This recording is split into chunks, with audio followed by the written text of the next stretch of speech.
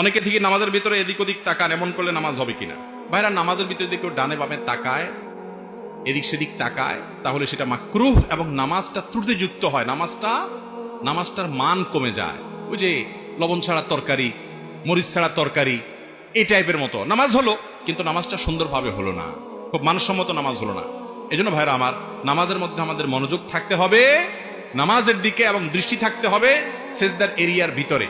তার আশেপাশে কিছু জায়গা আপনার চোখে আসতে পারে, কিন্তু ইচ্ছাকৃত ডানে বামে, সামনে ঘড়িটার দিকে তাকাইলেন, তামাশা, কেউ আওয়াজ করলো হঠাৎ করে ডানে তাকাইলেন, অনেকে মাথা ঘুরায় না, আস্তে করে চোখটা ঘুরে দেখে নেয়, আছে না নাই?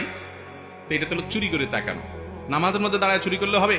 এই জন্য বাহিরে আশেপাশে যাই হোক, সেদিকে যেন মনোযোগ না যায়, সে খেয়াল করবেন, ওদিকে তাকাতাকি করবেন না। কোনো কারণে হঠাৎ তাকায় ফেলছেন, আবার সাথে সাথে ফিরে আসছেন, নিজেকে বুঝতে পারছেন ভুল, ইনশাআল্লাহ আপনার নামাজ হয়ে যাবে, কিন্তু নামাজটা ত্রুটিপূর্ণ হবে এরকম করলে। এই জন্য তাকাতাই করবেন। অনেকে দেখবেন যে ধুমসে চাতুর্দিকে